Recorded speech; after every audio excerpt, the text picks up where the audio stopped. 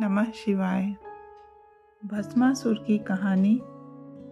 मूर्ख भस्मासुर एक असुर या दानव के बारे में है जो सबसे शक्तिशाली बनना चाहता था। भस्मासुर की कहानी राक्षस भस्मासुर के इर्द गिर्द घूमती है, जो घोर तपस्या के माध्यम से भगवान शिव का पक्ष जीतता है। उसकी इच्छा भगवान शिव द्वारा पूरी की जाती है और भस्मासुर उस शक्ति का दुरुपयोग करता है जो उसे भगवान शिव द्वारा प्रदान की गई थी। कहानी में दिखाया गया है कि भगवान शिव को उनके मित्र विष्णु ने कैसे बचाया। एक समय की बात है, भस्मासुर नाम का एक असुर रहता था। भस्मासुर सबसे शक्तिशाली असुर बनना चाहता था। वह अन्य असुरों की तुलना में महान शक्ति प्राप्त करना चाहता था। भस्मासुर ने भगवान शिव को जीतने के लिए घोर तपस्या करने का फैसला किया।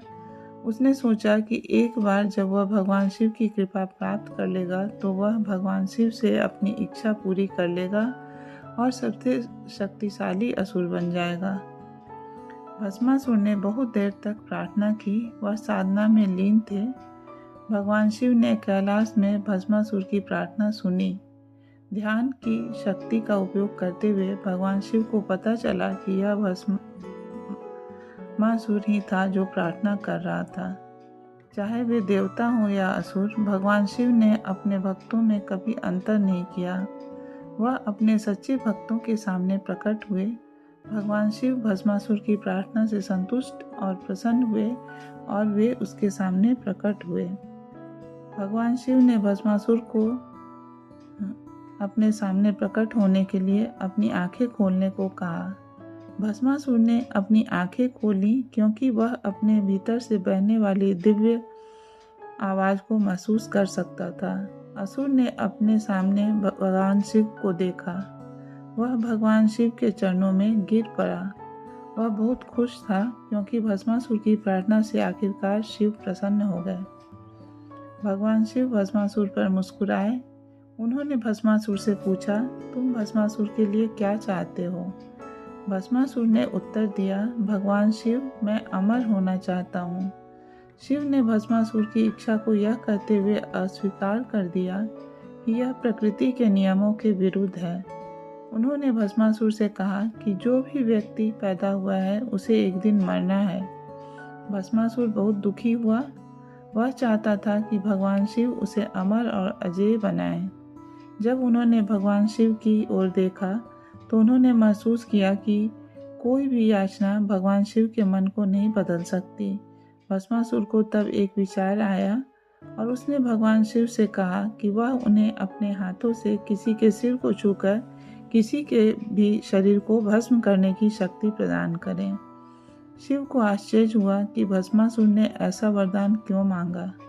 भगवान शिव ने याद किया कि भस्मासुर ने अच्छी तरह से प्रार्थना की थी और वह भस्मासुर द्वारा मांगी गई किसी भी इच्छा को पूरा करने के लिए बाध्य थे। शिव ने आशीर्वाद दिया और भस्मासुर की इच्छा पूरी की। भगवान शिव उस गलती से अनजान थे जो उन्होंने की थी। भस्मासुर हंसा और उसने भगवान शिव से कहा कि वह स्वयं भगवान शिव से अधिक शक्तिशाली है। उसने भगवान शिव से कहा कि वह चाहे तो भगवान शिव को जलाकर भस्म कर सकता है। यह सुनकर शिव हैरान रह गए। भस्मासुर ने भगवान शिव से कहा कि वह उस पर अपनी शक्ति का परीक्षण करना चाहता है। उन्होंने शिव से कहा कि वह अपनी शक्ति की परीक्षण करने के लिए भगवान शिव पर अपना हाथ रखेंगे। भस्मासुर के अपनी ओर आते देख शिव दौड़ने लगे। शिव ने यह भी महसूस किया कि वह अपने शब्दों को वापस नहीं ले सकते। यदि वह असुर को अपने सिर को छूने की अनुमति देता तो शिव भस्म हो जाते। यह पूरी नियति को बदल देगा क्योंकि ऐसा नहीं होना चाहिए था। भगवान शिव केवल एक ही काम कर सकते थे, वह था भस्मासुर से दूर भागना। भगवान शिव दौड़ने लगे और भस्मासुर ने हाथ फैलाकर उनका पीछा किया। शिव ने भगवान विष्णु से प्रार्थना की, जो उनकी मदद करने के लिए संरक्षक भगवान थे। भस्मासुर जंगल के अंदर उसका पीछा करने वाला था, लेकिन वह रुक गया। उसने देखा कि सामने एक बहुत ही सुंदर स्त्री खड़ी है। वह स्त्री इतनी रूपवती और थी कि भस्मासुर एक क्षण के लिए भी भूल गया कि वह कौन है। उसने महिलाओं को घूर कर देखा। उसने महिला से पूछा, तुम कौन हो? महिला ने भस्मासुर पर भौहें चढ़ाई और उससे कहा, आप किसी के घर नहीं जाते हैं और उनसे पूछते हैं कि वे कौन हैं। उसने भस्मासुर से कहा कि उसे बताना होगा कि वह कौन है। उसने महिला से कहा कि वह भस्मासुर है। महिला ने भस्मासुर से कहा, भस्मासुर, अब तुम मेरा नाम पूछ सकते हो। भस्मासुर ने सुंदर स्त्री से पूछा कि वह कौन है। स्त्री ने उत्तर दिया कि वह मोहिनी थी। फिर उसने मोहिनी से उससे शादी करने के लिए कहा। मोहिनी हंसी और चली गई। भस्मासुर ने मोहिनी का पीछा किया और धीरे धीरे अपने बारे में सब कुछ पूछा। मोहिनी ने कहा कि वह अपने माता पिता के साथ जंगल में रहती थी। वह अपने घर में पूजा के लिए कुछ फूल लेने के लिए जंगल में आई थी।